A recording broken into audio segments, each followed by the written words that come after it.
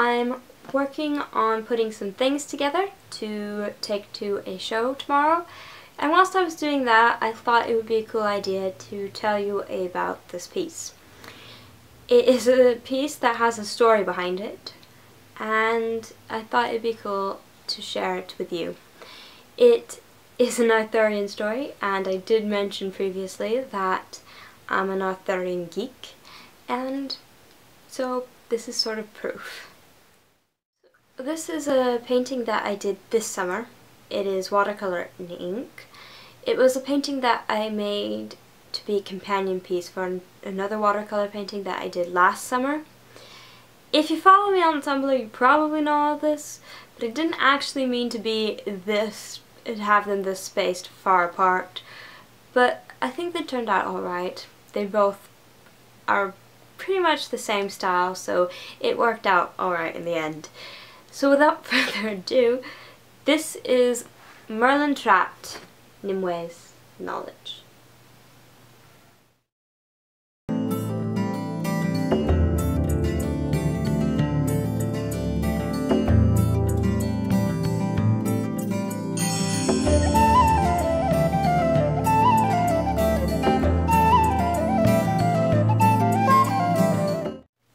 So I started reading Arthurian myth fairly early. I'm gonna say probably about 11 or 12, and I went through a whole big knights phase, as you can probably tell by the painting behind me.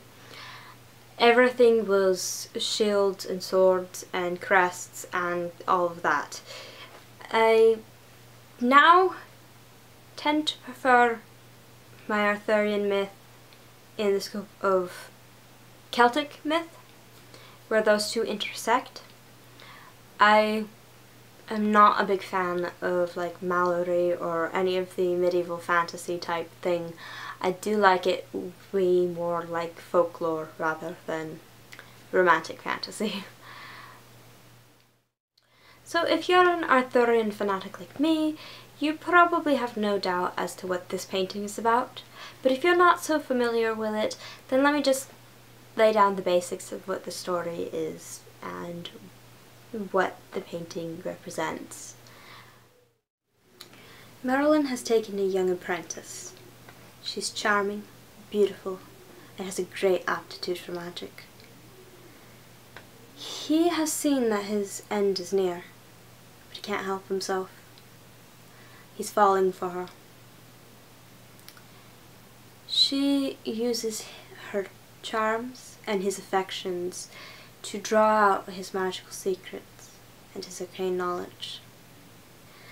Once all that he can teach her has been taught, she traps him in a tree, or a stone, or a cave, or whatever version we're going with, but the painting's a tree, so I'm going to say tree.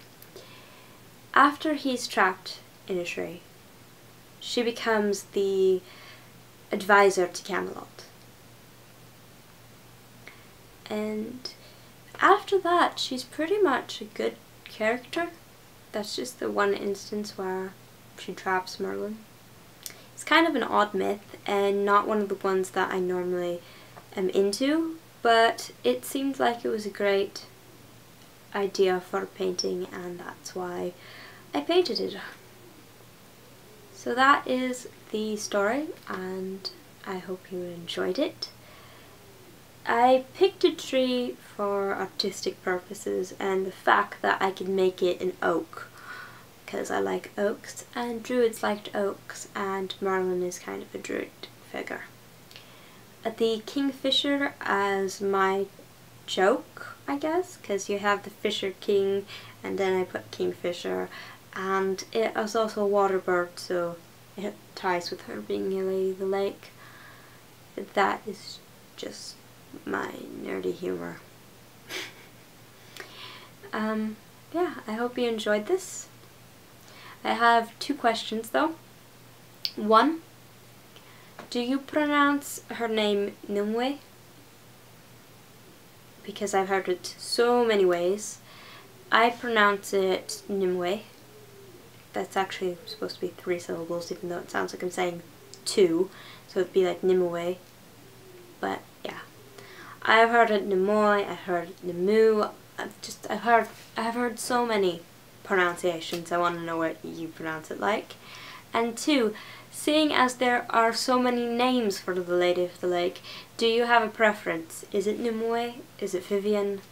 Those are the 2 main ones, but there are others, and I once saw Neve. I think that was one of my first Arthurian reads, is the translator wrote it as Neve, Niamh, and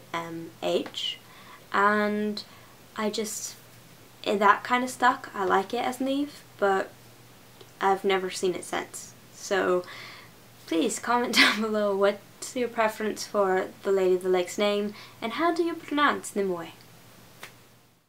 Alright, I hope you enjoyed the video.